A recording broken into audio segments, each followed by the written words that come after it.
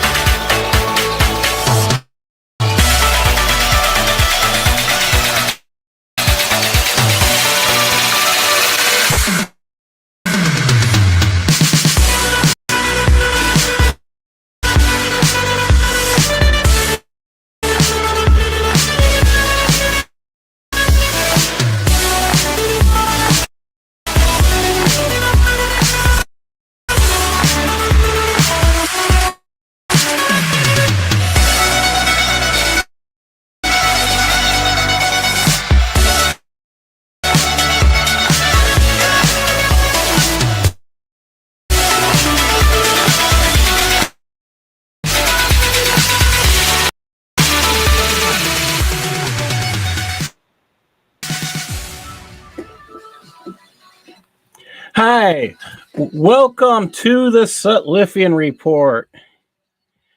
Today we have quite a show for you. I'm working on and I have to fix something.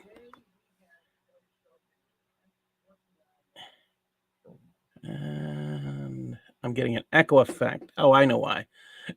Sorry about that. Okay. Unusual for me to get an echo effect. I was trying to figure out where it was coming from. I apologize. All right. So today we're going to be covering apostasy in Islam. And I have a lot more news to cover, some hilarious things to laugh about that have been in the news this past couple of days, things that make you go, you wonder how somebody could give answers to such questions, and we'll have a good laugh later on. But we have to get the truth out, and this is a Christian news show, so let's start with a reading from God's Word. Now, this passage I'm reading today actually comes from the first book I put out as a devotional that I put out with Michael Williams. This comes from Proverbs, a book of wisdom for boys, and we wrote this intentionally to get boys to start to read the Bible on their own. We were working with preteen boys, so I'm just going to read you the second entry we have here. This is from Proverbs 1:7-9. The fear of the Lord is the beginning of beginning of knowledge. But fools despise wisdom and instruction. My son, hear the instruction of your father, and forsake not the law of your mother. For they shall be an ornament of grace unto your head, and chains about your neck. When I think of fear, I think of things I'm scared of, like heights. When I was about your age, I'm talking to boys here, it was when the lights went out. I still remember a toy I had on a shelf that I loved that when the lights went out became a scary thing to me. It would put shivers up my spine and make me fear to get out of bed. Do you think that is what King Solomon meant by fear of the Lord. Sometimes fear has to do with respect. You may not think about it, but you do fear making your mother or father disappointed. I still remember the pain in my father's face when he found out I signed his name on a practice slip that said I practiced my instrument 30 minutes a day when I hadn't. Your mother and father want to give you every bit of wisdom that'll make you better off when they are than they are today.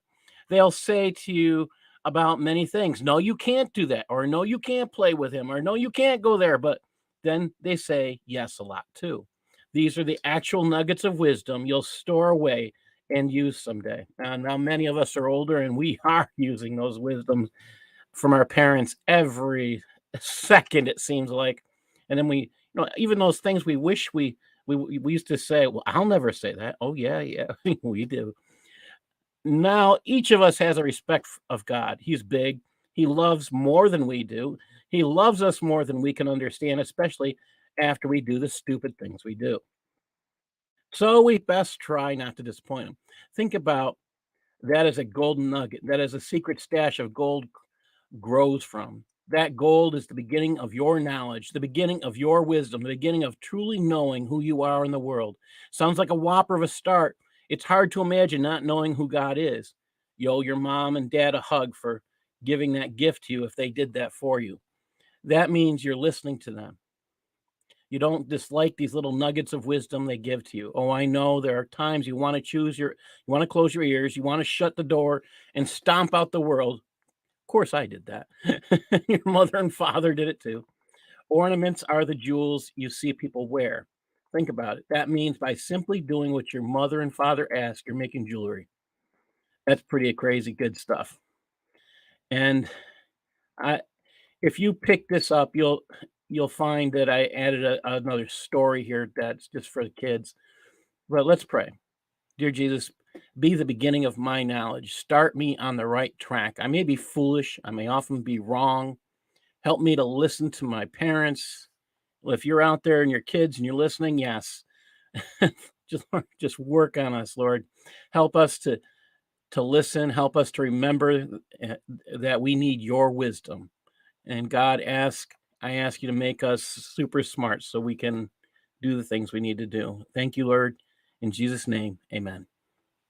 Now, I have got quite a start here to go into. I think you're going to be surprised at what I'm going to present. I don't think I have what I would call the normal thing that I would do today. At least I don't think it is. It's a little different, and you'll see why shortly. I'm going to. I say I've taken a few lessons from my friend Eric Brazeau, because he always talks about the importance of looking at what imams in the West are saying, what they people who consider themselves Islamic scholars, and I did that, and I have to say I was shocked. I did not expect to see some of the answers I saw today.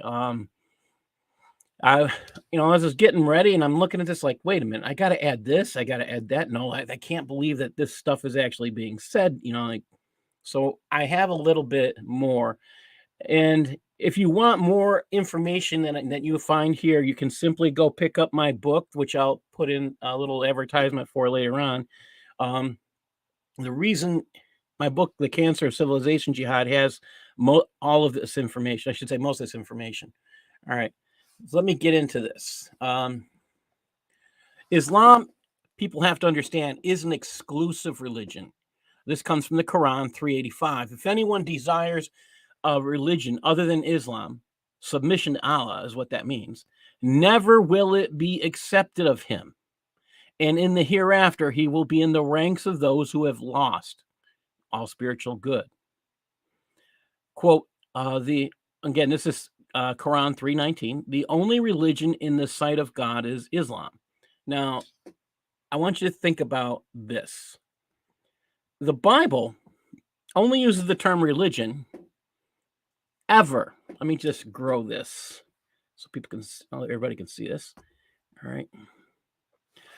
It only uses the term religion in one way. So let's take a look. We have Acts 26:5, which knew me from the beginning, if they would testify that after the most straightest sect of our religion, I lived a Pharisee.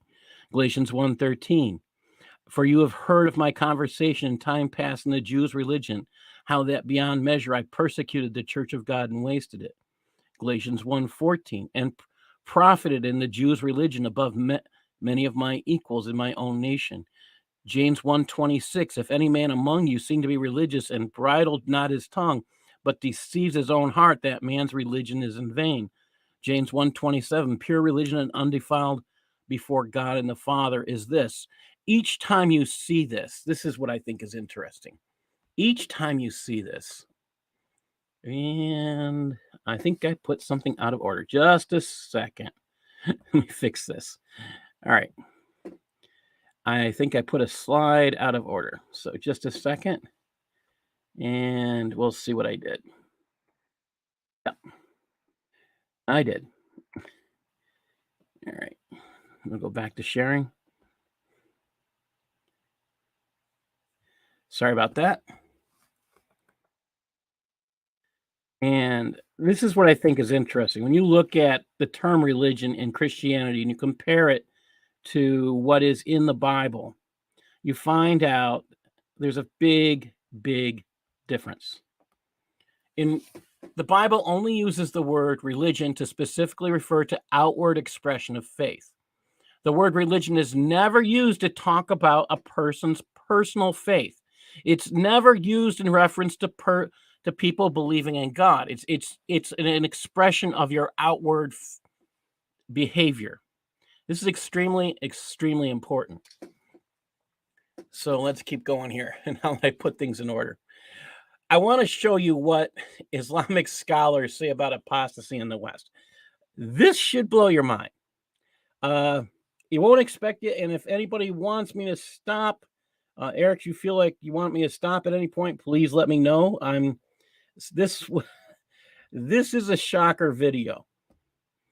And I look at Shabir Ali. This is Shabir Ali, and I'm starting to consider him an expert in deception, or he's either starting to create his own form of Islam. I'm kind of curious as to which to call it here, but this is what he says about apostasy. This is a person who viewed your videos on blasphemy and wants a little bit more clarification. The person has said that, if he's not mistaken, the majority of classical Islamic scholars or Islamic scholars in history did state a worldly punishment for blasphemy, and that punishment was the death penalty. So he's wondering if you can clarify that, or explain how that applies now. Yeah, well, they had reached that verdict because there is a statement in a hadith that says that the Prophet, peace be upon him, said, if anyone changes his religion and abandons his community, then you should kill him. So they took that to mean if one leaves Islam, then that person should be killed. What I'm doing is I'm going back to the Quran and saying, okay, you have a hadith reported that the Prophet, peace be upon him, said this, but that may or may not be authentic. What is more authentic is what the Quran says, that is the word of God, and that forms the foundation of Islam. And this shows that there is to be no compulsion in religion. Naturally, if you're killing people because they leave Islam, then you are forcing them to remain Muslims. You are practicing compulsion.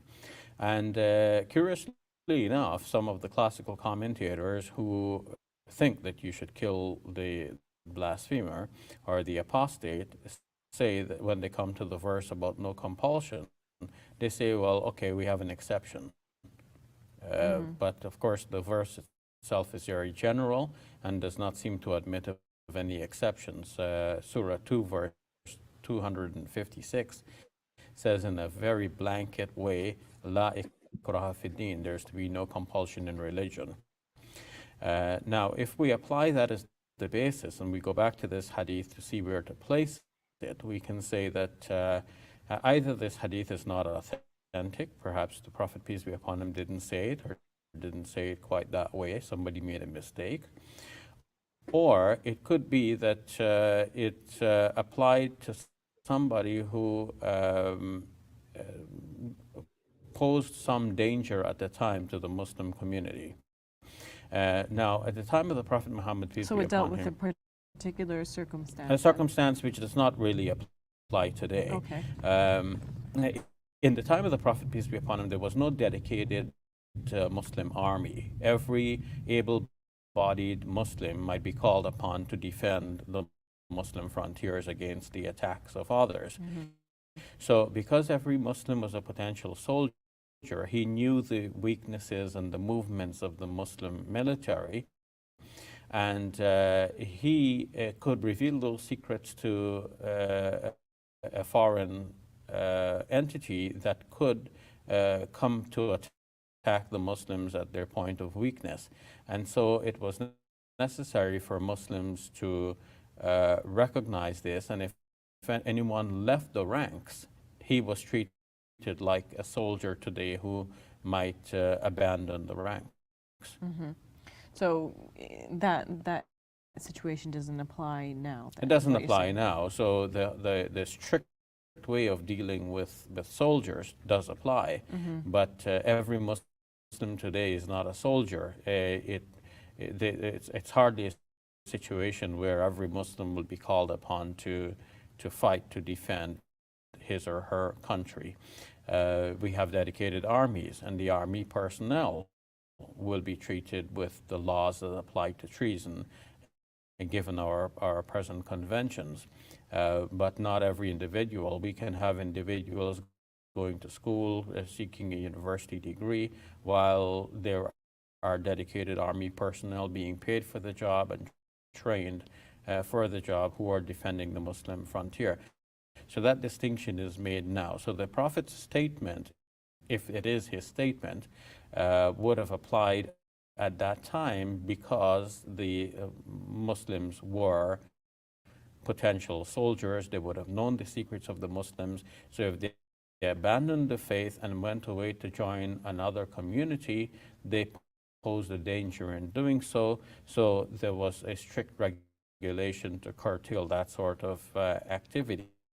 Notice that it says if he abandons his religion and he changes his religion and abandons the community. So it's not for changing the religion alone, but also for abandoning the community at a time when communities were such that it's clear who was abandoning what. So, in other words, the punishment for blasphemy shouldn't apply now, is what you're saying. Yes, we go back to the Quran, which is the basis, and which says there is no compulsion in religion, so we can't compel a person to remain a Muslim or become a Muslim. And naturally, we can't apply a law which says you kill the blasphemer, because then you are compelling the person to remain within the orthodoxy of the Muslim faith. Okay, Dr. Birala, here's a question. You know, and I watched it the first time. I was like yelling and screaming at it. You know, you can't lie that much in one little video. You can't tell that many, you know, lies. So I would deconstruct this, but I want you to look at this as this is a purposeful statement to get people who don't know any better to accept Islam. It's easy to, I guess it's easy to say, look, you know, if you're going to kill us if we leave, why should we ever bother joining you? And that's what he's trying to get away from. He's trying, in some sense, he's saying he's creating his own Islam. But again, Usama calls this the sixth pillar, dawah. And this deceit is acceptable as part of dawah. So we're going to get into why it's dawah, but first I want to show you another video. What would an Islamic scholar say who is in the Middle East? What will he say? So here's a different perspective. What will an Islamic scholar say who is in the Middle East? This guy's from Kuwait.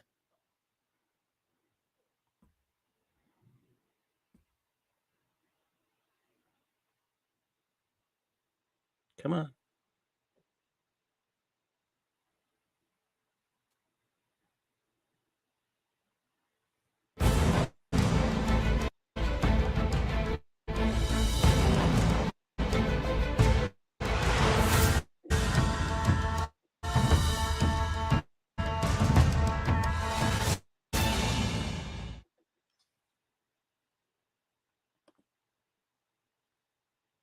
يعني قتل المرتد مو عشان يصير مسلم. المرتد مرتكب لجرم مثل الزاني. الزاني إذا كان محصنا يرجم، إذا كان غير محصن يجلد. السارق إذا اجتمعت شروط قطع اليد قطعت يده. القاتل يقتل.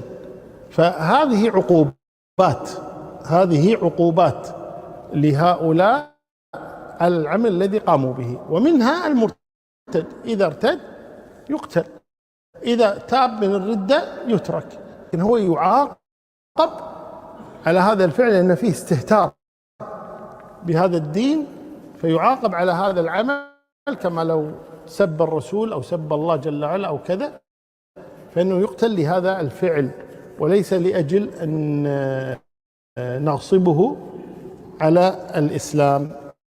الإسلام يعني لا يحتاج ولا يريد يعني مرتزقة، يعني صير مسلم ولا ذبحناك، لكن لا ما نريد مرتزقة. أول شيء السبي لا يكون إلا للكفار، لا يجوز سبي مؤمن. يعني لا يجوز يكون قتال بين مسلمين مثلا لأي سبب من الأسباب. الفتن التي تحدث يكون قتال بين المسلمين، لا يجوز السبي أبدا. السبي لا يكون إلا للكافر، لا يسبى المسلم أبدا.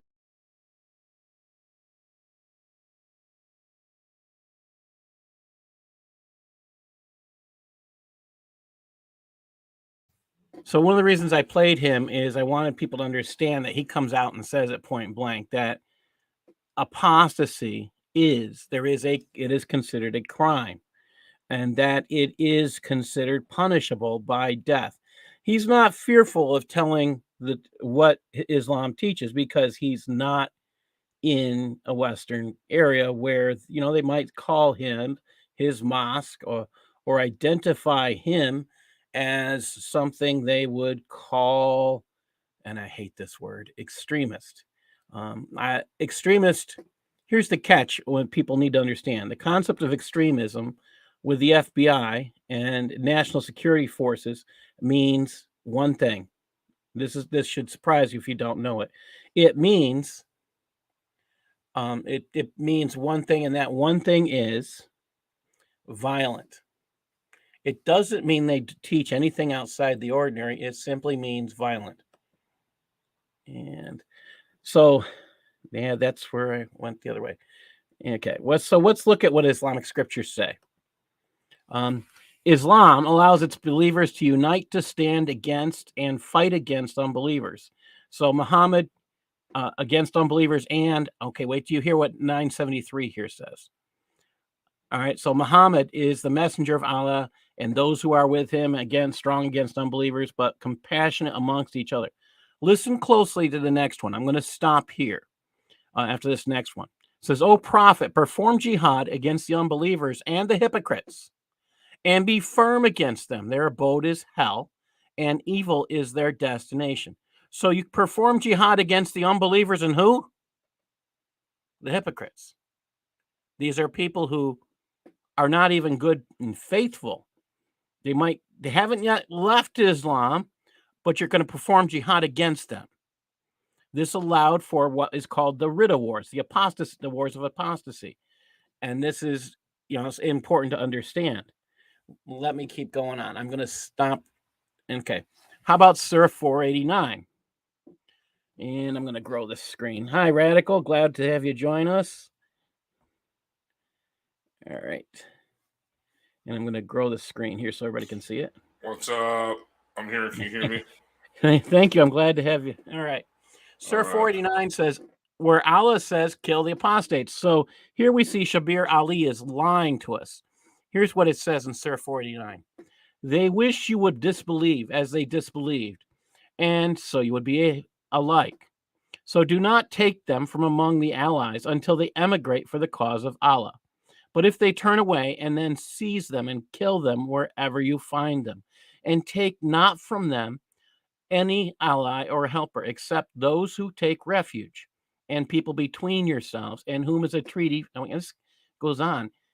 And if Allah had willed, he could have given them power over you, and they would have fought you. So if they remove themselves from you and do not fight you, offer them peace. Okay. Then Allah has not made for you a cause for fighting against them. You will find others who wish to obtain security from you and to obtain security from their people. Every time they return to the influence of disbelief, hear this. Every time, this is the third line from the bottom, they return to the influence of disbelief, they fall back into it. So if they do not withdraw from you or offer you peace, restrain their hands, then seize them and kill them. Okay, so you can kill apostates. It's right there in the Quran. So here's what we learned.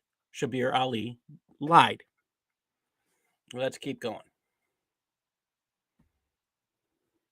There's hadiths that justify killing those who leave Islam if one simply doesn't agree with one little thing.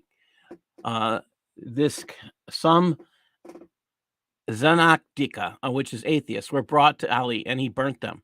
The news of this event reached Ibn Abbas, who said, if I had been in his place, I would not have burnt them, as Allah's messenger forbade it, saying, do not punish anybody with Allah's punishment, fire. I would have killed them according to the statement of Allah's messenger. Whoever changed his Islamic religion, then kill him. This is the passage that Shabir Ali quoted. Did it mention anything about community that Shabir Ali talked about, leaving a community? No. So again, that was, a misinformation statement. It was purposeful to deceive you. And if you can take a look at this, and somebody's asking me to pull up 489, and I will do that in just a second. Again, this is Sahih Bukhari, and he was questioning. He was questioning that. Okay, that's you putting up my quotes. Thank you. Whoever changed his Islamic religion, then kill him. Think about this. This was misinformation on Shabir Ali. So should he be accused of Islamophobia? And I honestly believe he should. He's hiding Islam for the purpose of Islamophobia. That's quite a statement. That is quite a statement. Now, here we go. Going on to the next one here. And how about this one? This comes also from Sahih Bukhari. Sahih is the rating. It's the highest rating you can get. Narrated Ikrima. Ali burnt some people, and this news reached Ibn Abbas. See this here again? It's here again, another part in Sahih Bukhari. All right, it's the same exact thing. It's repeated. This is one of the problems I see with hadiths. They repeat the same thing over and over again. Sometimes they're so repetitive, it's mind-numbing boring. All right. Here's another one. Let me grow this one. And it's narrated Abu Burda. Abu Mursa said, I came to the Prophet along with two men from the tribe of Ash'ariyan, one on my right and one on my left, while Allah's apostle was brushing his teeth with a siwak. And both men asked him for some employment. The Prophet said, O Abu Musa, O Abdullah bin Qais, I said, by him who sent you with the truth, these two men did not tell me what was in their hearts. I did not feel or realize that they were seeking employment. As I were looking now at this siwak being drawn to a corner of his lips, and he said, we never or we do not appoint for our affairs anyone who seeks to be employed.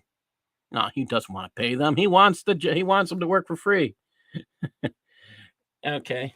And but Abu Musa or Abdullah bin Qais, go to Yemen. The Prophet then sent Muad bin Jabal after him, and when Muad reached him and spread out a cushion for him, he requested him sit down on the cushion. Behold, there was a fettered man beside Abu Musa. Muada asked, who is this man? Abu Musa said he was a Jew and became a Muslim and then reverted back to Judaism. Abu Musa requested Muad to sit down, but Muad said, I will not sit down till he has been killed.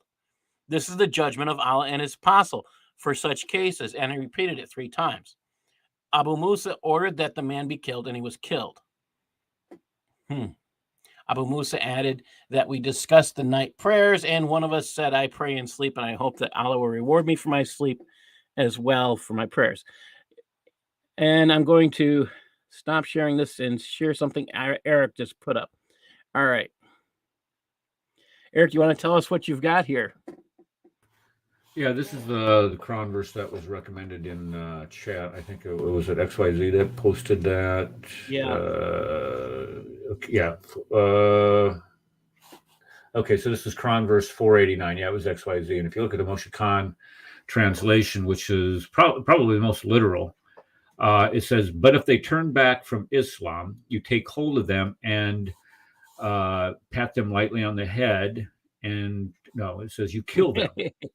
Take hold of them and kill them wherever you find them. Wherever, that's important to understand, wherever you find them, these people who have turned away from Islam, you kill them wherever you find them, and then you take neither the Aliyah, whatever that is, that's I think that's Jews and Christians, if I'm not mistaken. I'm willing to be wrong about that, or unbelievers, whatever.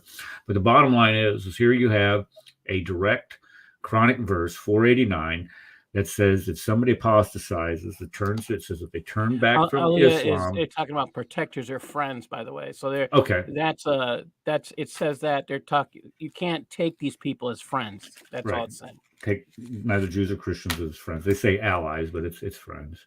Anyway, if they turn back from turn away from Islam, it says to kill them. There's nothing in this passage that says anything about community, about helping the community. And I get Shabir's desire to whitewash this. I really do, because when you look at these passages that just like this one in the Quran, and you compare them to Western civilization, Western society, it just doesn't fit. And Muslims would be, if truth comes out, when the truth comes out, should be frightened to death by verses like this. Many of them don't know that it's in there. And when people look at these verses and they say, do you really believe them? They have to say no, because if they do say yes, then they're going to look at them like they got a horn growing out of their forehead. What do you mean kill people who apostatize? What do you mean kill people for religious reasons? Look at a calendar, buddy. It's 2022. We don't do that anymore. But yet, when you have the Quran, the God of the universe, telling you that if somebody turns away from the religion and you don't do that, then what are you doing? You're being disobedient. So who are you going to believe? Well, of course, if you do believe that the Quran is the word of God and that God is to be commanded, you're not going to listen to people who look like you have a horn growing out of your forehead. You're going to listen to God. So the bottom line is that it is in the Quran, it is Quranic, and we have plenty of hadith passages to back it up. And Paul has a laundry list, I'm sure. Well, he's already showed us quite a few. If I could just jump in here, I want to add something here. Okay, that last part, pull that part back up there. If you could please. Just as soon as I pull it down. Yeah, okay, no problem. I got it. That's all right. You should have put it down in the first place. Did I tell you to put it down? No. I'm just okay. All right. Look at the last 4 words. Nor helpers from them, or seek their help in the Muhammad Salawat, or seek their help, or in the Arbery of any of them as friend or helper. Okay, think about that for a second. Okay, a helper. You cannot even, if you're dying of a heart attack and a kufar doctor comes to help you, or a medic or a paramedic, you can't get their help. If your house is burning down, right? You can't get their help to help you put out the fire. Okay. In other words, what I'm saying is this is kind of point out. I mean, if Muslims were true to their doctrine, true to their religion, they would not call the police. Like, well, the instance of what happened, allegedly happened with that Sheikh Uthman character, right? Why is he calling the Kufar police to help them? Do you see what I'm saying? Why is he going to Kufar? Well, allegedly he was. Well, he said he wasn't. Then he said he was. I don't know. Either way. But why is he going to the Kufr medical staff? I mean, why isn't he going to get camel urine to clean his wound? You know what I mean? But instead, see, they do not follow their own religion. Islam is the religion of the hypocrites. Because if you were truly to follow this thing, you would be ISIS. Okay? Well, this is exactly what I'm going to point out. Shabir Ali, by making his statement that it does not condemn death, require death, he denies the Quranic scripture. So here's what happens, and if you go to 08.7 and you go to number 7, 0877. All right. It says you're an apostate if you deny any verse of the Quran or anything which by scholarly consensus belongs to it, or to add a verse that does not belong to it. Shabir Ali, by making this statement, has actually made himself an apostate according to Sharia. And that's by his own words. It's not mine. I'm reading this out of Reliance of the Traveler. When you see this is just thank you, Eric. You see this stuff, you have to sit there and laugh. I mean, it's not like they don't know. This man knows Sharia. He's there and he's allowed to lie to us and do it purposely. So, I have a question out there you guys can comment on. If you lie doing dawah, which is what I consider his work, and the stupid people out there believe him and they become Islamic, would he ever be considered an apostate? What do you think? If Shabir lies to convert people to Islam, I'm not following the entire these question. Lies about the Quran. Okay. Again, it says he'll be considered an apostate if he denies the Quran. Right. But if these lies convert people to Islam, would he be considered an apostate? I don't think so, because there are passages that say that it's okay to deceive people in order to get them to convert to Islam.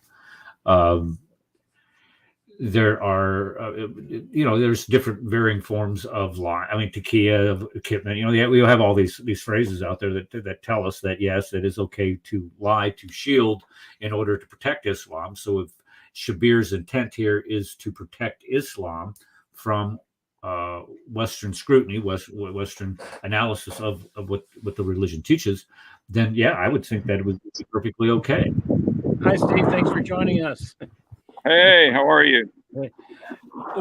We're talking about apostasy, and we just watched Shabir Ali make a claim that there is no death penalty for apostasy. No, they love it. They give us teddy bears. No, you haven't seen the Apostasy teddy bear? Oh, it's a beautiful thing. It's a new movement, and all right, I'm going to read one more hadith here. Oh my gosh, a teddy bear. That I did not expect that one. All right. Sahih Bukhari. Hold on, Paul, can you stop? I want to add something. Steve has written a book about his experience as an apostasy. And when he went to the Gaza Strip and told the people, this is how smart Steve is. He goes to the Gaza Strip to witness for Jesus Christ. And he doesn't take his health insurance with him. But anyway, since he didn't have it, that made it easier. Okay, well, when he was in the Gaza Strip and he was witnessing and telling these people that he was a former Muslim and now he's a Christian and he wants to tell them about Jesus Christ, they did come up and they did give him all kinds of hugs. Or did I get that wrong in the book, Steve? Yeah, it was a very warm reception. No, I'm just kidding. They did. Most of them, they didn't. They wanted to watch me and see, what I was up to and what I was about and stuff. And, most of them knew about me, because people talk, and so people knew about me and knew what I was. But, a lot of them, most of them were just very kind. And, they just say, Allah Yahdik, which means Allah guide you back to Islam. That's what they usually say.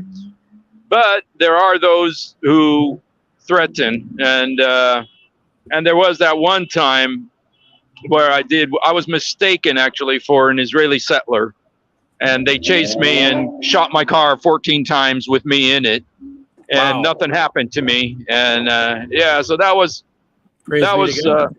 it was 2002. I wrote about it in a newspaper here in America. It's still on there. It's called Lost on the Way to the City of Jonah.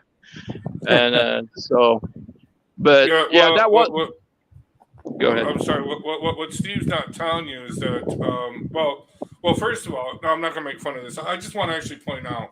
No, I was going to say he was out there like in the Matrix and stuff, but no, we're not going to go there. Anyway, but no, seriously, Steve, think about this. You're an American citizen, right? Yeah. You're over there. They know you're an American citizen. So yes, when you are overseas in a lot of these countries, American citizenship does have its privilege. Okay, you know what I mean?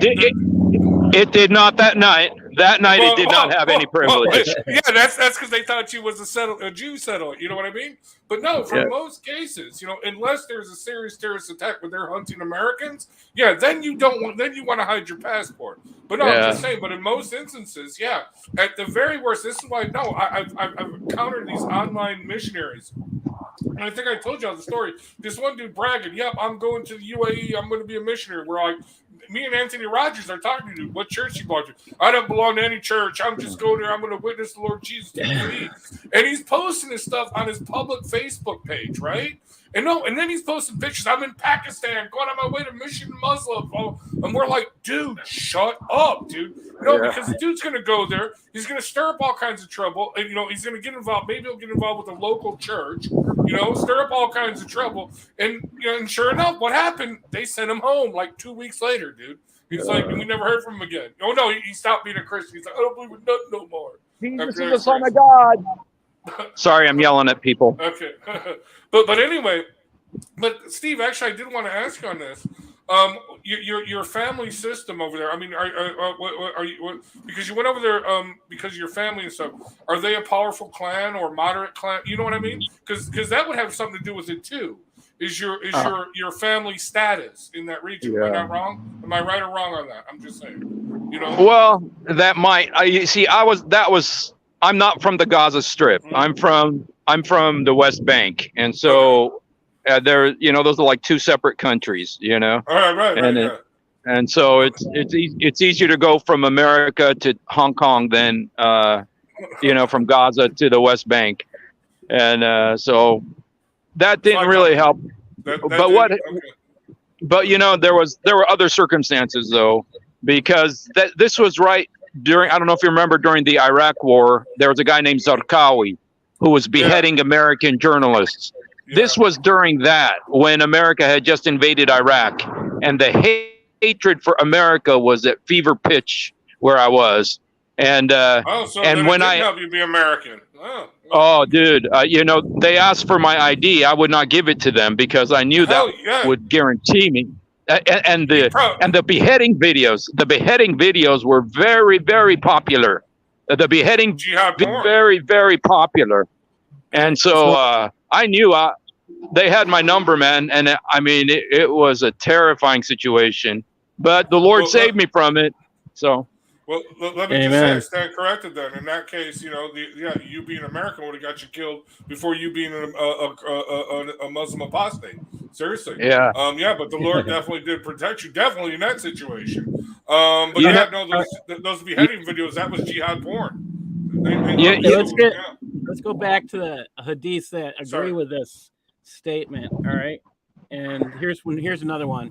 Abu Hurairah, the Prophet said, no prayer is harder for the hypocrites than Fajr and the Isha prayer. And if they knew the reward of these prayers at their respective times, they would certainly present themselves in the mosque, even if they had to crawl. The Prophet added, certainly, I decided to order the mu'addadin, call maker, to pronounce Iqama, and ordered a man to lead the prayer and then take a fire flame to burn all those who had not left their houses so far for the prayer along with their houses. So, a few minutes ago, we read a hadith where he said, well, you shouldn't burn somebody, but then Muhammad's burning people. So, Yeah, for being apostates, like for just not showing up for prayer. It's not just being. I mean, it wasn't they were apostates. Maybe they slept in. I don't know. Hey, Is that you know what? Too, they yesterday, I read this hadith on my program because Adam showed it on his program about that you're also allowed to eat apostates. And so I just wanted to say, I kind of just did this as kind of a public request, public service request, that if they were going to eat me, I would like to be a Stevie burger with a combo with fries and a diet Dr. Pepper. That's my dying request. So Oh wow! I gotta ask Adam where that hadith comes from. Wow. I Stevie haven't seen that one. Burger. Okay, so you Stevie just Burger. ruined hamburgers for me. I'm just saying. I was going to have me a hamburger, but forget it now. I'm just saying. So this Carl is Jr. this here is the reason why I brought this up. Is one of the issues this week. This came out from Jihad Watch, and it's through. This is an article in Morning Star News, and I want to pull this up. I think I've got it up already. Just want to double check. Yeah, Morning Star News. Here we go. Family sprayed with acid for leaving Islam. This is from Nairobi, Kenya. Upset over conversion to Christianity, hardline Muslims in an area eastern Uganda this month sprayed a newly Christian family with acid and beat a former mosque leader, a source said. In Intonko village, Nomutumba district, Muslim relatives on March 8th sprayed acid on Juma Waiswa, 38, his 32-year-old wife, Nasimu Naigaga, and their 13-year-old daughter, Amima Nagudi, after they put their faith in Christ the previous month. Waiswa said they converted to Christianity when a pastor visited their home the morning of February 17th and explained the gospel. When their relatives learned of their conversion, they called them to a meeting with other clan members on March 8th. During the meeting, they were asked about their salvation, where they affirmed to them that they now believed in Jesus and had converted to Christianity. Waiswa told the Morning Star News. They told us to renounce Jesus, but we stood by the newly founded faith in Jesus. Christians had deepened their family faith in their visits and Bible study after their conversion, he said. When they refused to recant their faith in Jesus, when we refused to recount our faith in Jesus, my father, Arajbu, recited some Quranic verses, and after that, they forcefully started beating us with sticks and prescribed in the Quran and claiming that we were apostates. Waiswa said, as this was not enough, my father went inside the room, picked up a bottle of acid, and began spraying it on us while the group started shouting, Allah Akbar, God is greater. You deserve death, and then disowned us. Initially, they did not know what kind of liquid was sprayed on them, he said. But as we were fleeing for our lives, we started feeling some serious itching that continued till the pain intensified. A nearby Christian neighbor called the pastor, who arrived immediately and took them to the hospital.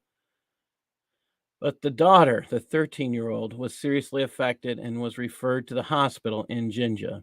On March 9, while they were receiving hospital treatment, their house was set on fire.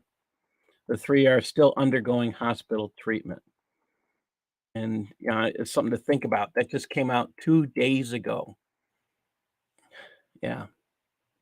And the former imam that they're talking about here, on March 13th, in the same district, hardline Muslim villagers attacked a former mosque leader, Swala Mulango of Bugabi village.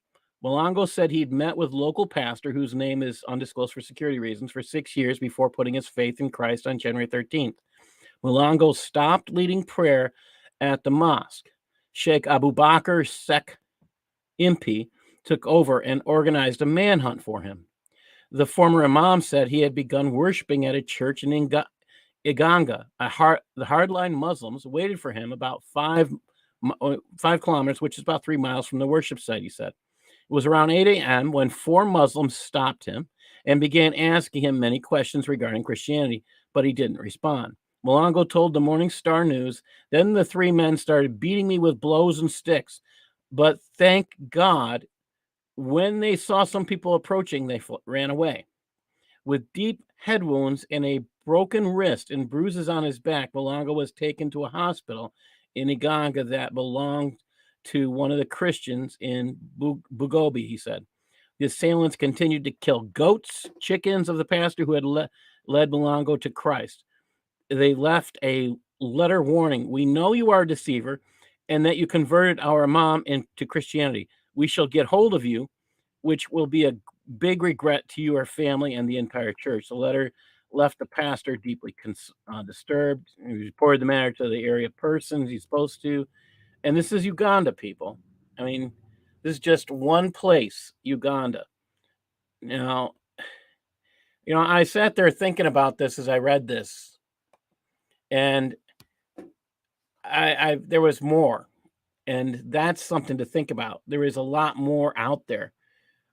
So here's another one. Converts summoned to begin prison sentences for spreading Zionist Christianity. This comes from article18.com. It's 18 spelled out, not the number. Here we go. Converts summoned to begin prison sentence for spreading Christianity, Zionist Christianity. 3 converts from the northern city of Rasht, and I believe this is Iraq. I'll double check this. No, Iran. Had been summoned to begin serving prison sentences between 2 and 5 years for acting against national security by attending a house church and spreading, quote, Zionist Christianity. Ramin Hassanpour, his wife Saidi, and another woman, Sakin Mary Bajadi, have until the end of February to hand themselves into the branch 1 of the Office for the Execution of Judgments in Tehran's 33rd District. The 2 women are to serve 2-year sentences, while Ramin's sentence is 5 years. A 4th member of their group, Hadi Muslim Rahimi, is already serving his own 4-year sentence. The 4 Christians, all members of the Non-Trinitarian Church of Iran, were first arrested in February 2020. Non-Trinitarian Church, they're heretics. Then I don't care. Don't. Yeah, I'm agreeing with you. I'm agreeing with you. It's Article 18. The fact is, they left Islam. I'm exactly, agreeing with you 100%. Yeah, the fact is, they left Islam, and it's interesting. The reason they're not being killed is because of the UN, because of America, because of the influence of the Western civilization. That's the reason they're not being killed. It's not because the Quran doesn't say to kill them. Oh, exactly. That's kind of that's the point. It is because of the West. It is because you have seriously. They want. Okay, they hate us and they curse us and they'll hold it over us and they'll jack. They'll hold us hostage with the oil. They'll do all kinds of crap. Okay, and they'll constantly threaten, constantly malign, and actually carry out attacks and say, "Well, we had nothing to do with it," but at the same time, they want our approval. Because they know without us, without the West, they die. Do you see what I'm saying? Seriously, there are cases. You can go with it within India, and actually no. What book was I was reading? But basically, it's this: as long as they can extract the wealth and the food products and the science and everything from the kuffar, Islam looks good. But as soon as that goes away, Islam dies. And there are cases where they realize this, where they're like, no, wait, we got to keep them kuffar around for a little while. You know what I mean? Okay? Yeah. So it's like a parasitic kind of ideology where it preys off of other. It wants to keep the kuffar alive just as long as it can extract, okay, what it needs to survive. That's why, I'll end with this. That's why, do you notice in the Quran, there are no laws on agriculture? There are no laws on animal husbandry, except where don't treat your animals bad. Well, no crap, Sherlock. I'm just saying you don't do that. But no, there's no law on how to plant, when to harvest. All these things are in the Bible. Why? Because they just stole the food, dude. They didn't care how to plant it. That's somebody else's job. We just come and steal it. You know what I mean?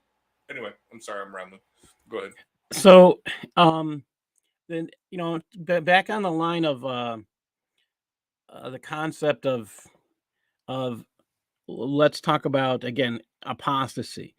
Now, apostasy can also involve when you read Sharia, it can mean if you don't follow Sharia, you run a country that doesn't follow Sharia, that you can be considered an apostate. So I'm going to share this next video with you that which will confirm it. I love memory, memory.com. Go there, Middle East Media Research Institute. They are excellent. So this is a guy from Sudan, and he's saying separating religion from politics is apostasy. Oh, I feel sorry for you, Shabir Ali. Under listening to him, I think you're in trouble.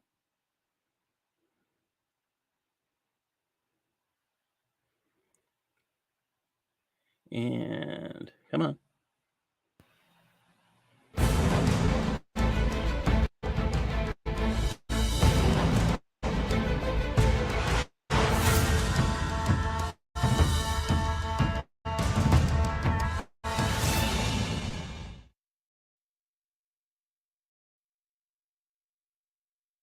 توقيع اتفاق المبادئ على فصل الدين عن الدولة. ما الذي يمثله هذا للشعب السوداني، لعموم الشعب السوداني؟ خيانة. يمثل خيانة عظمى للشعب السوداني ولهوية الشعب السوداني ودين الشعب السوداني وتوجه الشعب السوداني وعقيدته. هذه خيانة. وبالمناسبة ردات الفعل كانت ضخمة وكبيرة جدا جدا. هم لا يتصوروا أن الأمر سيأخذ الشعب كما قال كما يقول الإنجليز for granted. يعني فصل الدين عن الدولة هل هو خط أحمر بالنسبة للشعب السوداني؟ تماما. أنا أقول لك والله صعلوكنا في السودان إذا قيل له أن هؤلاء الناس سيفصلون الدين عن الدولة وأن هؤلاء الناس سيقيمون دولة علمانية أي لا علاقة لها بالدين ولا بالقوانين التي تمت للدين بصلة. صعلوكنا سيخرج ضد هذا. يقولون والله البرهان يريد أن يمشي خطوة إلى الأمام ومش عارف إيش، وهذا اتفاق مبادئ. ما في شيء اسمه اتفاق مبادئ. أن ترضى منذ البداية أن تمتهن الدين وأن توقع لإلغاء الدين وإلغاء الشريعة، فهذا كفر وهذا خروج من الملة. إذا كان البرهان لا يعرف فليعرف. الحاكم الذي يخرج على أمته ويطعن في دينها وهو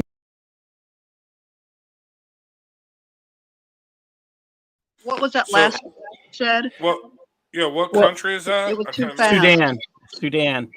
I wanted to stop just because the all important point was he was saying cutting Sharia on, saying no to Sharia is apostasy. And again, what he's saying is in Sharia. It's documented. So again, exactly. Shabir Ali, you're in trouble. Yeah. Because that's I would say no to this. Yeah, getting back to that point, yeah, I would actually say no to this because no, we have documented cases. I should actually go Google this YouTube video where one of the major Dawa guys back in the day was giving a lecture on how to do Dawa. And he actually said a few things like, well, yeah, we tell them that we believe that Jesus is the Son of God. And you can hear the Muslims groan. He actually says, no. He actually says, no. We can tell them that, but then after we get them to Islam, we can then correct that. Okay? I've seen videos like that. At the same time, I think, here's the catch. And I'm going through a series right now on Dawa, which I think I'm just going to tear it apart piece by piece, maybe do a small series on it. I'm looking at this is where I think it's important for people to understand what we're talking about. There are two sets of rules. There are rules for Muslims, and there are rules for those who are not Muslims yet. They just want to, or maybe I'm saying that wrong. There are rules for sharing what Islam is, and there are rules for Islam, and they're not the same. They're allowed to deceive you, and you can thank Muhammad for that if he did exist. Right. Well, Well, there's another one. There's I heard this one Islamic scholar. I forgot which one it was, but no, he's like really famous. He actually says, "I'm going to tell you a funny story. There was this Jew. Allah found some good in him, because I remember that part. Allah found some good in him, so he converted to Islam. And he said, well, I would convert, but I like to drink alcohol. And he said, no, that's okay. You can drink alcohol and still be a Muslim. For here it says in the Quran, just don't show up drunk. You know what I mean? The other verses. Oh, okay. So then he converted to Islam. And then we told him he could not drink anymore. And he said, I want to leave Islam. He said, oh, well, if you leave Islam, then we will kill you. And the whole crowd erupted laughing. You know, actually, no, it was in there's that big meeting in Denmark or whatever where they had, or somewhere in Europe a few years ago. But anyway, no, that's the point. No, they can lie to you. They can totally, completely, 100% deceive you in converting to the original. And they'll just say, you know what, honestly, because think about it. Well, let's talk about, like, you know, the imam, okay, convert someone to Islam. Well, that person doesn't keep in contact with the imam, but he goes to somebody else, and they say, no, whatever you were told was wrong. This is true Islam. Do you see what I'm saying? So they just pass the buck along, and it doesn't matter, okay? Because that other Muslim saying, no, this dude is not preaching bad Islam. He got you to Islam. Now I am giving you the correct Islam. You see how that works? It's dawah laundry, or laundering the dawah. You know, I do want to mention that there's a Facebook user communicating with us, and I from this view, I'm sorry I can't say her name, because it just says Facebook user when it communicates to us. He wrote, I'm just going to put it up. Okay, here we go, and come on, I put it up. Is it not showing? I'm not seeing it. I see it. The difference between governing law, taking nothing from religion, and not being religious. All right, and then he's got, all law is the contradiction of somebody's morality. The question is whose? yes. And then we go a little bit more while he's here. Okay. Well, no, let's pause on that. All law is the contradiction of someone's morality. No, that's not the biblical perspective. No. The law is what defines the morality. The law is what convicts us of the sin. The law, I mean, as Paul said, if it wasn't for the law, I would not know that having sex with 20 women was wrong. You know what I mean? Yeah. Okay. So, but the law does not save; it only convicts. But it is what defines the morality. You know what I mean? yeah, I think the concept of believing that law can't define morality. Morality has to exist before law in order for law to be created, and morality has to exist beforehand. That's why we say the concept of law comes from God. All right. Well, that's what I meant. Yeah. But man's he is the concept source can't of morality. exist. Yeah. Huh? Man's law can't exist without the concept of God's morality, without God telling us what's right or wrong. Well, yeah, Our concept doesn't exist. I see what you're saying. Oh, but that's okay. I didn't define it in proper terms. I'm talking about the law and God's law, not God's law exists before, to tell us what's right and wrong, and then our concept of morality comes, and that's why it's universal. This is the cool thing. You can't really name a culture where it's normal to kill people within the culture. Okay, you can't name a culture. I guess in Islam these days you can it's going to die off if it continues this way. It would have died off if they didn't kill the people who leave. They do kill within the culture. They do kill their own children. It's allowed in Sharia, which is one of the most horrific things. And their justification is that they are apostates. Actually, Paul, I would have to disagree with you on that. There are cultures that actually say, well, they're like cannibals. Well, cannibals don't kill their own; they kill outside the culture. Well, either way. Okay. You're talking about kill your own culture. I'm thinking, no. There they are kill those who come from outside. Well, actually, no. Think about Western civilization killing the abortion, killing your Well, own. if you go down south of the border, the cannibals that were there, they killed the people they farmed in many ways. So, yeah, it's no. This is an interesting time, and we'll treat this for later. But think about this: are we, as Western civilization, now turning to the culture that kills its own by abortion? That's what it looks like. We can't survive, and that's one of the reasons why it's being called. It's a big discussion right now. We're getting into genocide. Yeah. Anyway, Yeah. I'm sorry. I didn't mean to. I do want to get back to this topic of apostasy one more time here, and we're almost out of this. I do want to share what does Sharia say. Apostasy specifically. I know Eric has read this recently. 8.0 this is from Reliance of the Traveler. 8.0. Leaving Islam is the ugliest form of unbelief, kufar, and the worst. It may come through sarcasm, and as when someone is told, trim your nails. It is sunnah. And he replies, I wouldn't do it even if it were, as opposed to when some circumstances exist which exonerate him of having committed apostasy, such as when his tongue runs away with him and when he's quoting someone. Or again, here's the funny thing about 8.0. It's just a comment. It really doesn't exist. It's someone's comment. All right, 8.1. When a person who has reached puberty and is sane voluntarily apostatizes from Islam, he deserves to be killed. That's as simple as it gets.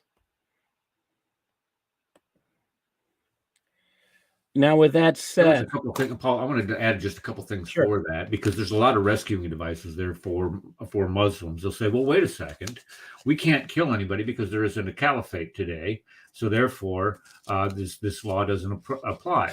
Okay, that's fine. You want to say that it doesn't apply, there's not a caliphate, and the caliph is not there to have him killed. Okay, fine. But when you drop down to 8.4, it says, now it says right here, let's see. Okay. Well, 8.3 says a free man, no one besides the caliph or his representative may kill him. That's 8.3. The very next line down, the very next paragraph down, it says there is no indemnity for killing an apostate, meaning there's no punishment on anybody. If you find somebody that is apostatized and you go kill them, nobody can punish you for that. And read that comment right after that statement. There's a comment there. Okay. Or any expiation, since it's killing someone who deserves to die. Yes. It's in the book, for crying out. This is in your... Well, you know what I always say? Islam is murder. Exactly right. And this YouTube video is now banned. No, I'm joking. Yeah, Paul's just going to eat another 30-day ban. Oh boy.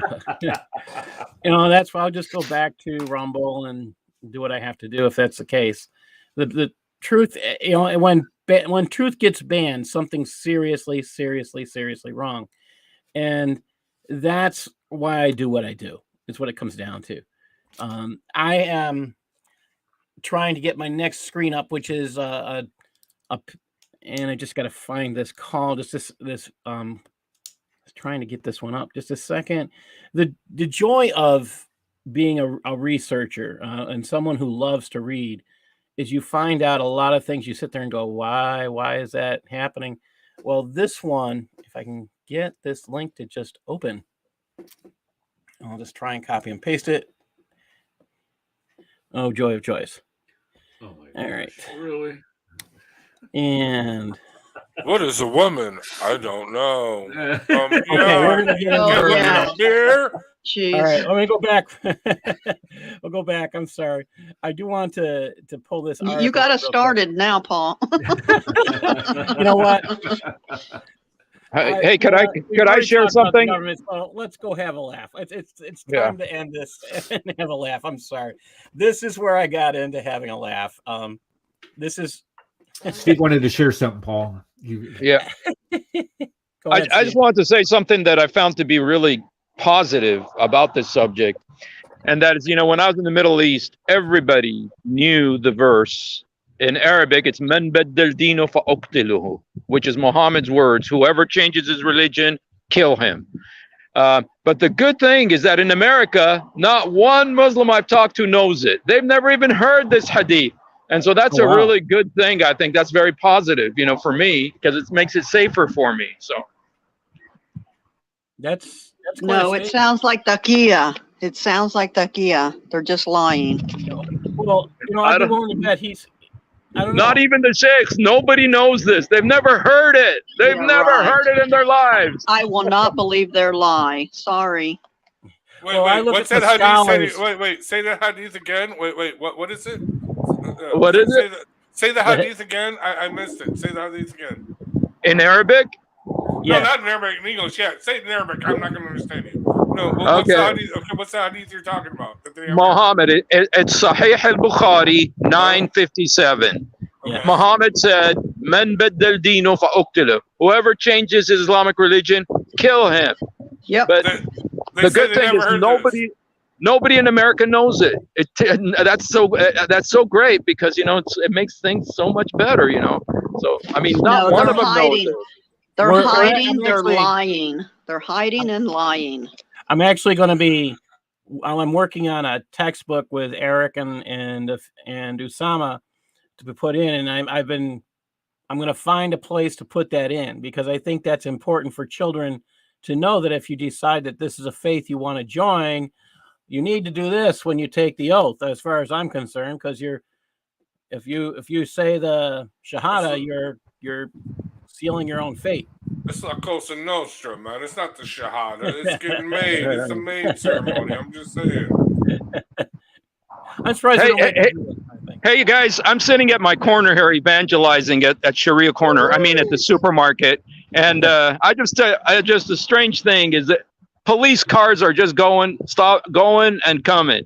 And it's just like, this is where I always get in trouble, man. So, Dude, and you gotta if fucking they move in on me, keep it on live. Keep it on live. And if you can, play Freebird in the background. Okay. brother, no, brother. Hey, wait, hey, Steve, you got to find out where our what precinct they are, so we can send them all donuts and stuff. Seriously, for keeping you safe. Last time it was Garden Grove Police, but this time it's the Orange County Sheriff's Department. Oh, So. they called in the sheriff's department. Oh, hell no, you're screwed, dude. You know, next, Shot. You're gonna get Steve, shot, next dude. time you see him, flag them and ask them to come over. Ask them to come over, and just like yes, and just tell them like, thank you for coming. All I'm doing is ministering the gospel, and let them know that you know. You know, Yeah. you know when I'm sitting here, you know what I'm telling people when they drive by? I say, listen, God loves you so much. He sent his son to die for you on the cross. Jesus is the son of God, and he loves you. And Muhammad married a 6-year-old girl. That's all I tell him. I love that one video you, Steve, where you're like, he's cursing. What did I curse? You said Muhammad had sex with a 9-year-old girl. Well, yeah, that's true. That's not Anyway, a cuss. No. It's What fact. we got to do is seriously, we got to reach out to these police departments. Orange County Sheriff's a little different now because now they're calling the Sheriff's Department. But no, reach out to them. Send them on behalf of the Cross and the Crescent, on behalf of Ball Your Ministry, whatever. Say, hey, thank you for keeping our brother Hussein, crazy Hussein safe. Cross and Crescent croissants. Yeah, you know what I mean? So some common stuff. And not only that, but Steve, we could give him a coffee thing, where he sets up coffee where he could waive the police. And although I'm against that, never invite police. Never, ever, ever invite police anywhere. I'm just saying. But yeah, but no, he could come up, you know what I mean? So they could come up, they could say, hey man, you want some coffee, dude? Whatever. And yeah, I think we need to do that. We need to work on that. We need to make that happen. So let's make that happen. By let's make that happen, I mean, I'm saying I gave you guys the idea. You guys run with it, do it, take over, because I'm lazy. But no, it needs to be done. I'm just saying. Okay. Anyway. Well, let's go on to this next topic so everybody can have a good laugh. All right. So here we go. Supreme Court nominee yesterday said when she was asked, "Can you tell me what a woman is?" she says, "No, I'm not a biologist." So the Twitterverse has exploded.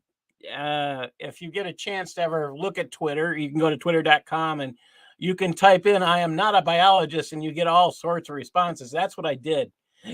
And the first one that came up was Katie Pavlich. "I'm not a biologist, but I am a woman." Marion Jensen. "I'm not a biologist, but a bleeder. I'm a birthing person, but not a mommy.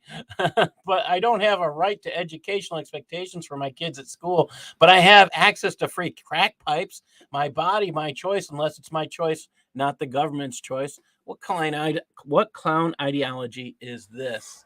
I have stolen that. I've already made a screenshot of that. But you know what? They're Let me just. bowing down to every doctrine of demon. They're bowing down to demons.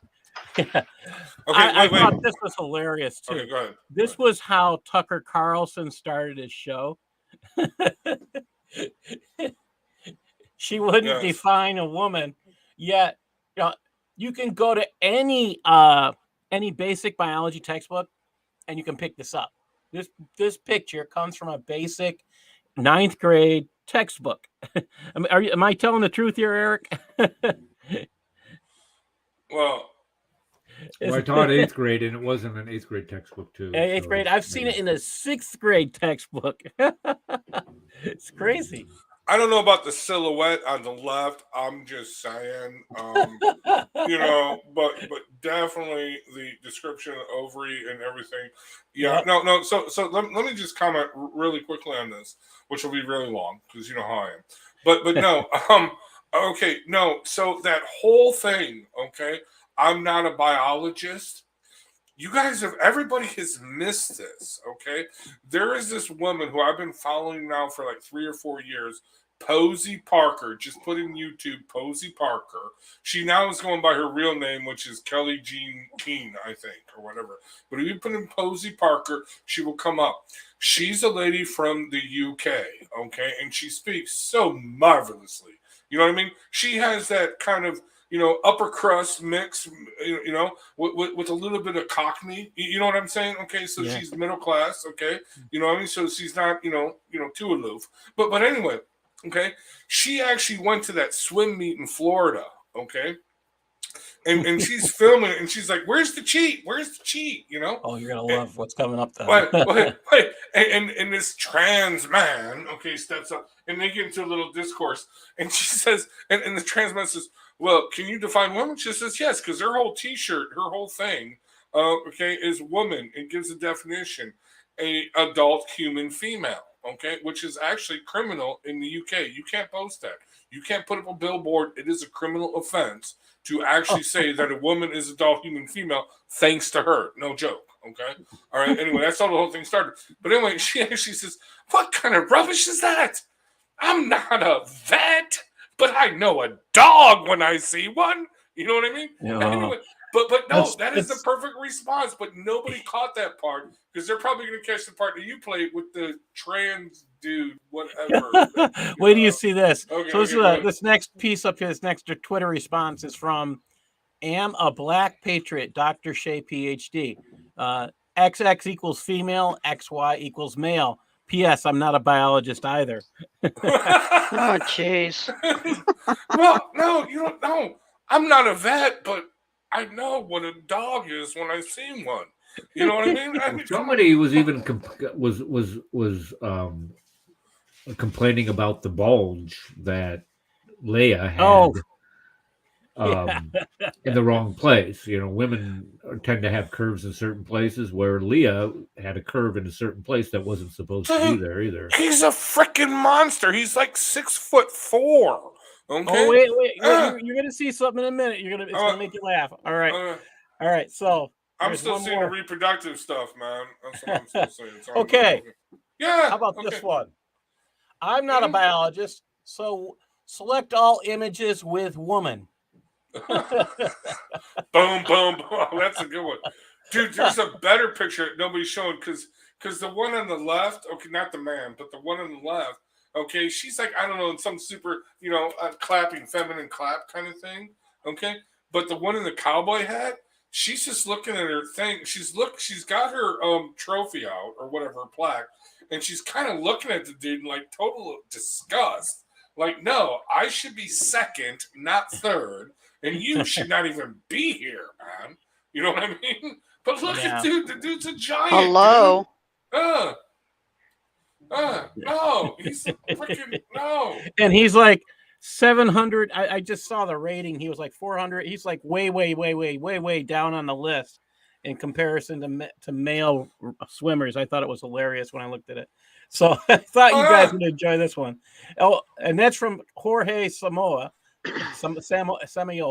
All right, let's try this next one. Well, wait a minute. This picture with this male swimmer, that offends me because I was in swimming.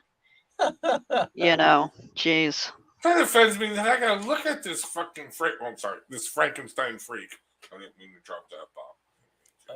But, I mean, I've met tall women. That doesn't. I mean, if it was a woman, I wouldn't have any problem. But he's still got his balls. It's a dude. So it's a guy. I'm sorry, he doesn't qualify. Yep.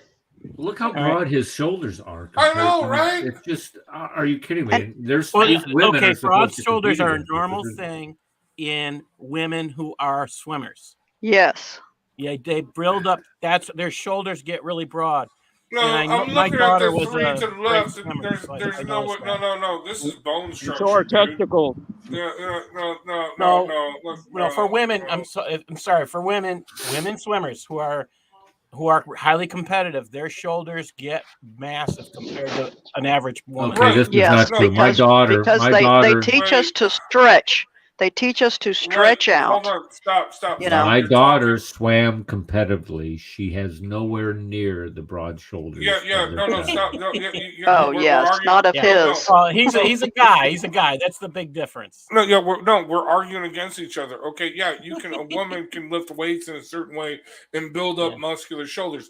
Those are not muscular shoulders. I mean, if this dude put on a bear belly, stop working out, start exercising, he would still have those shoulders. Okay, yes. Because it is bone. Because he's a dude. Yeah, it's bone structure. Okay? Yeah, it's definitely it. Look at the legs. I mean, look at the difference in the leg structure too. I mean, I don't want to look at the dude's leg, but I'm not going to. I know. Okay, let's get off this. I don't like looking at his picture. I'm taking one for science. Okay, I'm doing this for science. Okay. All right. Okay, Michael Quinn Sullivan wrote on Twitter. I thought this was hilarious. Hey, Southwest Air, I was about to book a flight, and you're asking me for my gender. I'm not a biologist, so how am I supposed to know for sure? Oh, but no. Facebook says there's 58,000 million genders out there. Oh, jeez. Anyway, go ahead. Apparently, they're not biologists. This is either. ludicrous. Did you guys see the video with Posey Parker? You guys might not have seen it. Where she's actually at that place. He used to work for ABC and he switched his gender 3 times and they finally fired him because he just was an idiot. Okay. Let me find that video. Hold on. How about this one? The woman's just given birth. Is it a boy or a girl? I have no idea. I'm not a biologist. Yep. That is the first question. And if she gets voted in, you know, it's just really showing how far we're bending our knee to the demonic. You're absolutely right, Connie. You're I exactly right. How far have we come? I think that's absolutely exactly right. And she's involved with critical race theory, and that's why she can't say these things because it outs her for who she really is. All right, here's another one. This one. What do you see? An ink blot. Well, you know, even her answer for not wanting to say what a woman is, that should have just ousted her. You know, because we're going to allow this in our Supreme Court, which I know some of our Supreme Courts are, you know, not in their right mind either. But adult human female is the definition of a woman. What is a man? An adult human male. Okay. What is a female? What is a male? Okay, that is any mammal, including human beings, that has a woman, for instance, a female, for instance, has female reproductive organs. Those organs may not work. Those organs may be cancerous. Those organs may need to be removed. But either way, they have those organs. If they are not born with those organs, or if they're born with, confused, because this does happen in a freak show. Okay. But then, no. So a female is anyone with an X, what is it, XX chromosome? I forget. Okay. XX. But XX chromosome. A male is an XY chromosome. Yes. Okay. So you might have a small percentage of birth defects that are born, okay, with an XXY. Yeah. Whatever. XXY But that, is different. Yeah, that's a different thing. Well, exactly. But either way, that is the defect. That is not the norm. Okay, so we do not develop a society based on the defect. We develop it on the norm. I'm sorry, these people are freaking insane. You know, I figured out a way. I was actually thinking about this. I spent some time out of my life thinking about this today, how to fix this problem with the competitive sports thing. Does it involve a machine gun? No, it does not. No, of course not. No, I was thinking, okay, so let's just have, competitive sports categories, because there's all kinds of categories for sports activities. Let's have one for men, one for women, and then one for people who think that are transgendering men. That would be good. Transgendering the female. You notice there's no women trying to go the other direction? Right. Let them go out and compete against. So this person like Leah Thomas, whatever her name is, let her go out and swim against any other man who thinks that he is transgendering to a female, and make it fair. And that would fix the whole thing. The NCAA, in order to fix this, all they have to do is just provide a special category for these people to accommodate their ideas, their understanding of biology. All they have to do is just say, okay, well, we're going to have a special category just for you because you want to do this, no problem at all. But it's not going to be something that is biologically ill-defined here. That would fix this whole problem. Have all the normies swimming in one pool, and have all the mutant freaks swimming in other pools, and let them. Well, if you would ask this woman, if you would ask Leah to swim against all the transgendering men, every single competition that she would enter, she would be the only one in the pool. And she would stop right there. It's the same thing with these men weightlifters who said that they're transgendering to be females.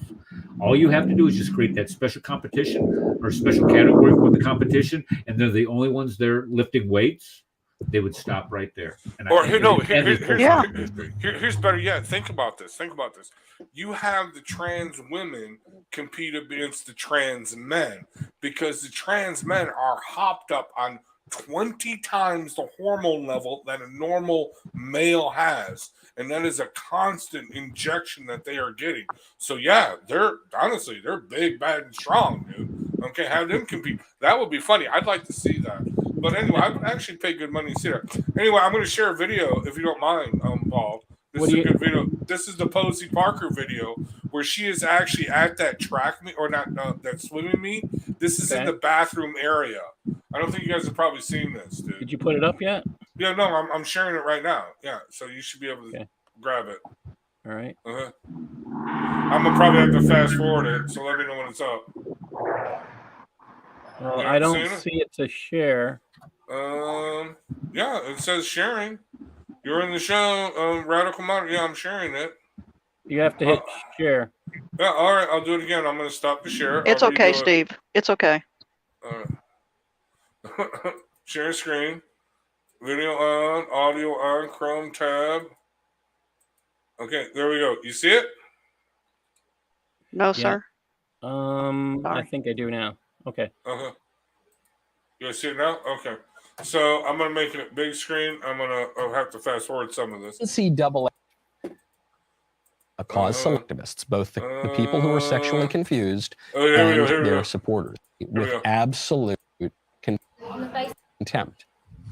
On the basis of the comfort and dignity of girls and women, I'm asking you, telling you, please do not use women's spaces. It makes them feel uncomfortable. My girls and the other women I am with are very comfortable with being in the Right. bathroom. Well, fortunately, I'm not your daughter, and my daughter is also not your daughter. No, that's right. And she So would she feel. should stay. She would feel very uncomfortable. No, I. Interrupt Right. me. No, Well, you excuse interrupted me. Excuse You me. interrupted I'm not here me. for a debate. Beth, do you mind? Right. I would ask you to please call up your daughter. I beg your pardon. Whoa. I'm asking you as a mother. Way out I'm of line. asking you as a mother. Do not use female spaces. And I'm It very makes, uncomfortable. It makes women and As girls a feel mother, very as a uncomfortable. mother, You are I am- not. How dare you? As You a are mother, not a I mother. am very. You're not a mother. You never birthed your children. You're not a mother, Dawn. Right. I took a job of one, which is even more responsible. You are absolutely, you are not a mother. You'll Did you guys hear that? I saw Where was that. this at? I was debating about putting that in also. So I was something I was debating about putting in, and I just didn't get a chance to grab it. So thank you. Where were they at? That was at that swim meet. That was at that swim meet. Okay. Oh. Yeah, Posey Parker's from London. I just love that accent. Unfortunately, she's married, so I can't say I love her and I want to marry her because she's married. But no, I love that. I love that when the dude mansplains. No. I beg your pardon. Just the way no, I'm saying I just love that voice. But anyway, she's got that classic, British 1940s look in it. But anyway, I know, yeah. But anyway, no, she is awesome. This chick, if you ever follow her, go to Posey Parker and go back to her YouTube videos. She was actually a feminist, and she joined this liberal feminist group because she was mad at how the vote went in 2014. And at first, in her little feminist organization, she says, all of a sudden I noticed they were obviously dudes, but they were dressed like women. And they came in to the meeting, and she's like, okay, so I thought nothing about it. But then several months passed along, and all of a sudden, all these dudes got elected to the board. Okay? So they were telling her what it was to be a woman. And she's like, no, you're a dude. You should not be here telling us. We invited you here. No. Anyway, so she actually starts this thing and she puts it outside this feminist organization. Dude, a feminist organization that was controlled now by transsexual men threw her out of a feminist organization, right? So she got pissed. So she buys this I guess it's pretty cheap to put up billboards over in UK. She actually says this, but she gets this UK billboard and she puts it outside of this feminist organization. And it says woman, the definition, woman, adult, human, female. Oh, no. Oh, the police showed up, arrested her. I mean, no. This is hate speech in the UK. She is banned from putting up any billboards, okay? From putting up an English dictionary. Exactly. No, you cannot do that. You cannot say the woman definition is adult, human, female, which I highly doubt now. We'd have to Google it and look it up. This is like 2 or 3 years ago that this happened. I highly doubt if you Google Webster's Dictionary, adult, human, female, I don't think, I'm sorry, woman, definition of woman, I highly doubt you would probably find that definition. With the way Google works, I wouldn't doubt it because they're all into the propaganda. I've got just a few more stories here. Let me just get back to that. This is this next one. Let's see. This is about our Biden guy, and Biden has not been really intellectual these days. So I'm just going to put it up. Editor of Saudi Daily. Biden is becoming a master at losing friends and alienating allies. Everyone harmed by the current oil crisis should realize Biden's foreign policy is responsible for their plight. I mean, we don't really need to read this article, but it's nice to see that an ally of Saudi Arabia is actually saying what we all know to be true, is that Mr. Dementia, somehow serving as president, whoever is really serving as president, which is probably Obama. We have to remember that the press secretary actually did say that it was President Obama. So that's where I'm taking that information. So, you take a look at this. And again, if you go back to policy, what policy Obama wanted to institute, he wanted us to be paying, in the United States, he wanted us to be paying $5 a gallon. And California is Exactly. now above that. They're paying $6 a gallon, is my understanding. Exactly. No, So- I just posted this on Facebook. Let me read what I posted on this. I mean, let me pull it up if I can pull it up easily here. But think about. Oh, by the way, it's Joe Camel is the president, not Joe Biden. I'm just saying it's former Vice President Joe Biden. But there is an entity called Joe Camel.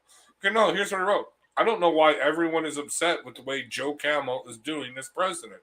They said that they were going to do what they are actually doing, which is why when they, the Democrat, looks at their performance, they do, all of them, Nancy Pelosi, all of them. Joe Biden's doing a great job. But look at their performance. High gas prices, high inflation, massive illegal immigration, trillions in wasted spending, men and women's bathrooms, sports and prisons, high crime, CRT, weak U.S. on the world stage, and equity and justice for all. They look at it and say, yep, this has been the most successful administration in history because he has done all and more. I mean, seriously, can you think? I mean, I knew it was going to be bad when when the dead voted, multiple times for, Joe Biden, just saying. But no, I thought it would be bad, but I didn't think it would be this bad. But they look at it and say, it's a wonderful success. We're doing great. Yeah, you're doing great. This is what you said you were going to be doing. And oh, wait, bread lines are coming. Because remember, Bernie Sanders, who is on the chair of the economic board, who's running this show, well, one of the major factions running this show, he actually said, bread lines are a good thing. Yeah. You wait, it's coming.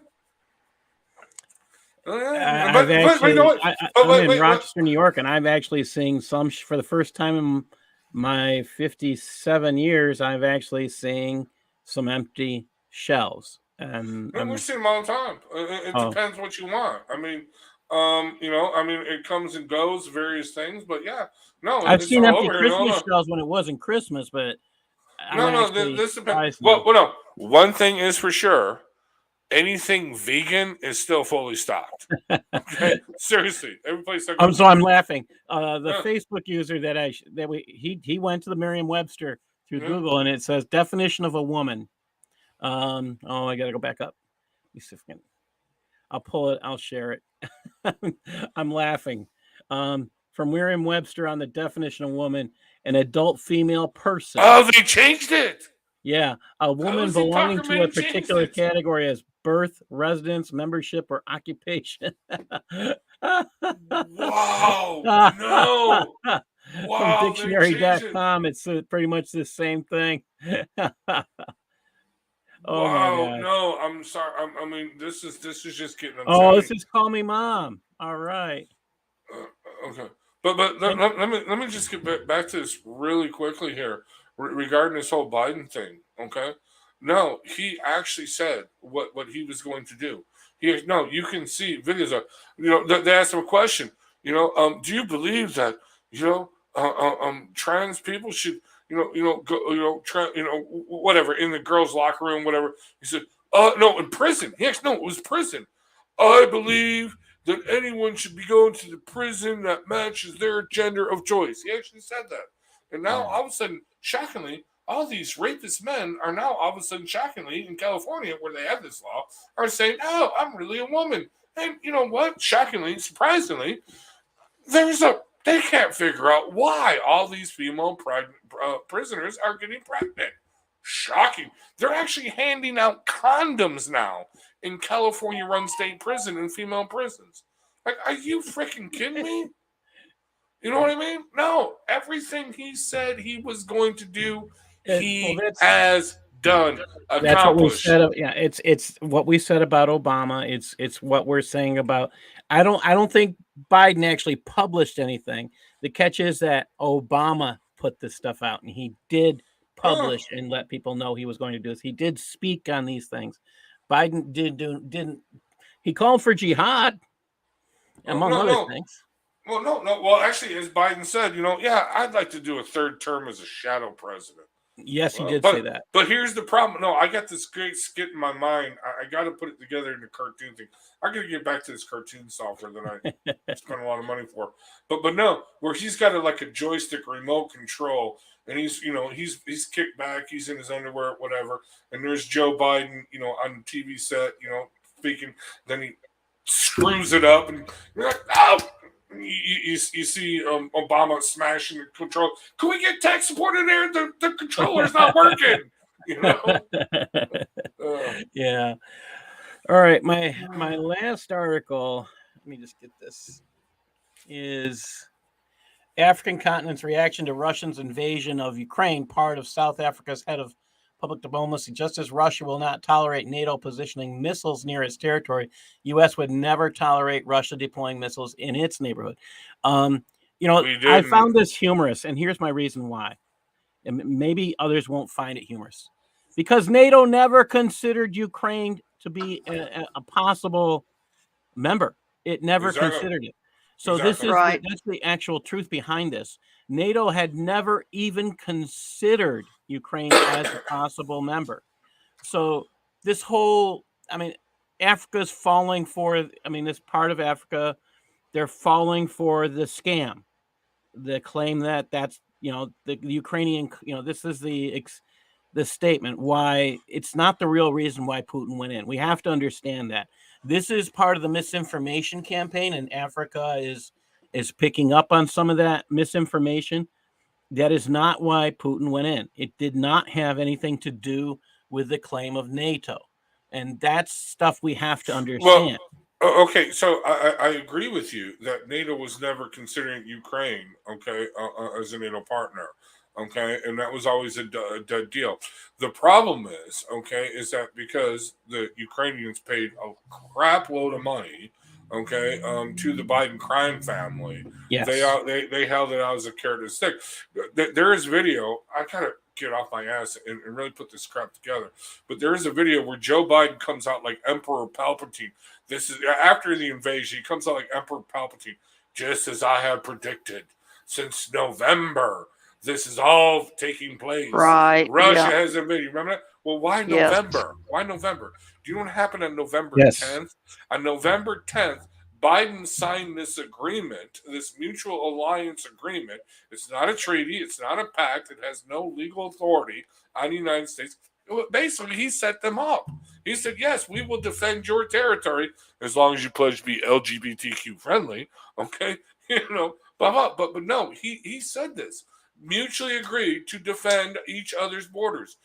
No, there's a whole list of stuff that honestly, that yes, on paper, even though it's not legally binding, it's basically like saying you're a member of NATO only because. Well, no, let me put it this way: NATO is La Cosa Nostra. Okay, everybody in NATO is a made guy. Okay, all right, but so a made guy says to a made guy, this is a friend of mine. Oh no, he says this is a friend of ours. So everybody in NATO is a friend of ours. Okay, what he said to Ukraine, to NATO, is that this is a friend of mine, so you got to respect that. Okay, do you see what I'm saying? Okay, yeah. So basically, he aligned in this criminal organization, but it's not a criminal organization, although Biden is. But anyway, he sucked NATO in. He sucked Ukraine into it.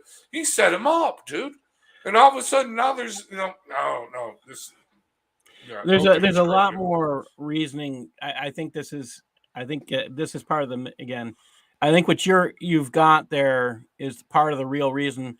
And we have to look at, again, as Ukraine as being the instigator, as that's where people are not getting it. Ukraine was a lot of the instigator of this cause. And that's not being shared. It's not being told. This is one of the reasons why I tell people do not trust anything on any news network at this point regarding Ukraine. No. Ukraine definitely has a Nazi problem. They do. One of their groups that is in the Ukrainian National Guard or whatever is a total full-blown Nazi organization. I mean, you're talking Canada. Dude, you got like one person flying a Confederate flag, and you got supposedly, allegedly, somebody showing up with a Nazi flag in Canada at the Canadian Trucker Freedom Protest. Okay, even though, well, the one with the Confederate flag was immediately thrown out, ejected, chased out, heckled, whatever, and never showed up again. The Nazi flag was by the way, it was taken with a picture with a camera because they left all the information in it, but it's like a $10,000 camera. Okay, so this is totally set up, but nobody saw it. Nobody saw this Nazi flag, okay, because it's on the outskirts. But all of a sudden, Justin Trudeau is labeling the entire trucking freedom convoy as Nazis and you know, Democrat Confederate soldiers and whatnot. But you got real Nazis fighting, okay, in Ukraine. In Ukraine. You know, when they come on, they say flat out, no, we are Nazis. The Russians have been making this blanket statement, and it needs to be understood and realized as truthful that the Nazis have been part of the Ukraine for quite a long time, and this is one of the problems that Putin has had with them, and he's been saying all this time that he is fighting Nazis, and well, I'm spending my time listening to different voices, and I think you have to. This is the thing I'll say about the Ukraine: you cannot trust any news source at this time. I wish I could give you something you could trust, and I can't.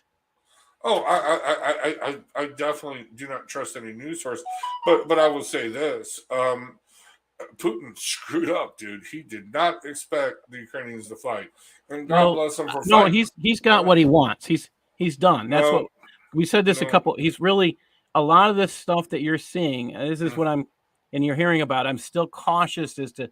I firmly believe that he will. And my thought process on this is part of this is for show now. I think he's got all that he wants. Well, he had all he wanted from the beginning. All he had to do was say, "I'm taking Dunbomb and I'm taking something," and nobody would have said nothing. Nobody. Well, no. This is why I say it's for show. He had that he had that 3 weeks ago, and he was expected to take. He was expected to take Kiev in 3 days. This has not happened. No, these vehicles are breaking down. Our actually military equipment is having an effect, dude. There's this one guy. He's a friend of the Cross and Crusher show. He's only coming a couple times, but I know him from years back in Peloton. He is heavily Mr. Putin, Mr. Russia. He's Serbian actually, but anyway, he's actually now saying, "Yeah, this is not going good," because he was all promoting this, okay. But now he's gone kind of radio silence. But he did indicate, "Yeah, this is not going well," okay. But he's really tapped into that scene, okay, in Serbia, and no, Putin really bit off more than he can chew. Nobody expected the Ukrainians to fight like they did, and looks like the weapons we gave them are actually working, and they're working very effectively. Okay, I mean, no, they're just abandoning these vehicles. Okay, they're abandoning these vehicles because they're either breaking down or running out of gas. You can ask Eric. I shared him some of the videos and stuff that I'm getting. Okay, and no, this is no. They no. Ukrainians are fighting. God bless them for it. Okay. Good. You fight for what you believe is you need to fight for your own stuff. Exactly. So they ain't giving it up. I mean, and that's the thing. So now but then you got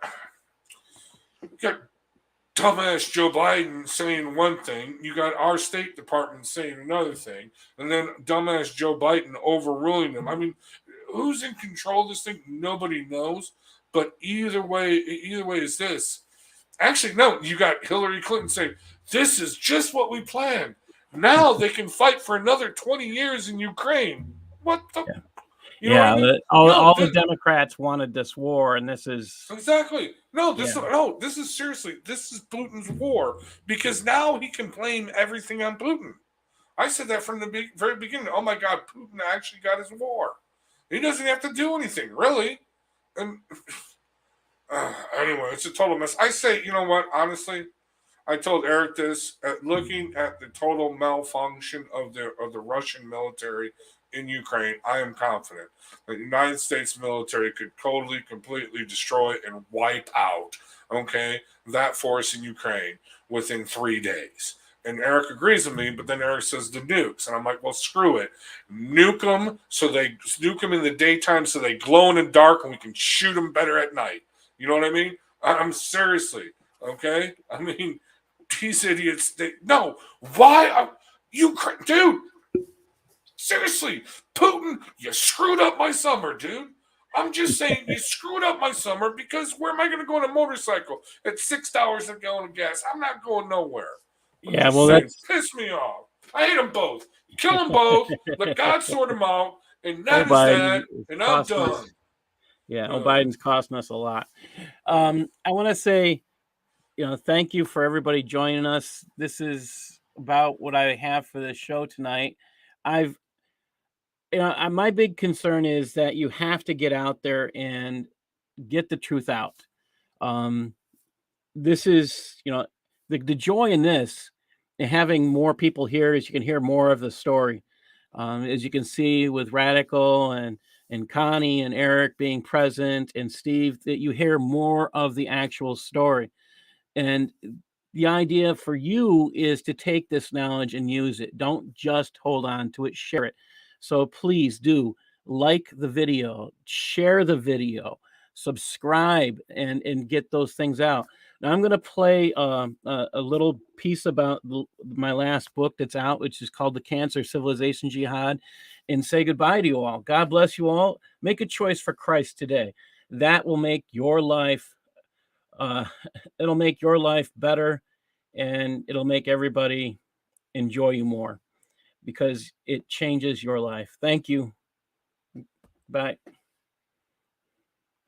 Thank you, Paul. Jihad is affecting you whether you know it or not. This book, The Cancer of Civilization Jihad, has 20 chapters, and it starts out explaining what the hijra is, which is the word for migration. And from there, it goes on and it tells you many different things simply by asking questions, because questions are the way we learn. If you don't ask questions, you can't find the answers. Like I said, it starts out with questions. Chapter 2, are there irreconcilable differences between the social norms of Western civilizations and those of Muslims in general? Islamic supremacy, that one's not a question. That's just it's a statement. Is there an Islamic social norm against telling the truth? Is slavery legal under Islamic social norms today? Are there racist social norms within Islamic beliefs? Is there an ethnic prejudice within Islam giving Arabs superiority? Are women considered less than equals in Islamic social norms? You keep hearing this social norms part of it every time, because the question is, are these normal behaviors? That's what social norms are, normal behaviors. Oh, this gets a lot more detailed. Are women considered less than equals? Are Muslim women required to wear the hijab? Do Islamic social norms make men see women as intellectual equals or essential objects of pleasure? Is child marriage and forced marriage part of Islamic social norms? Is there an Islamic social norm requiring female genitalia mutilation? Is it an Islamic social norm that non-Muslim women are sexual prey for Muslim men? Is temporary marriage an Islamic social norm? In other words, prostitution in many ways. Is there a social norm in Islam that gives a husband the right to beat his wife? And this goes on. Again, there's 20 chapters in this book. The question is, do you want to be informed? Do you want to see for yourself if the behaviors I'm talking about are really related to Islam? That's the real question. If this sounds interesting to you, please go to Amazon or smashwords.com and pick up your paperback or your ebook today. Thank you.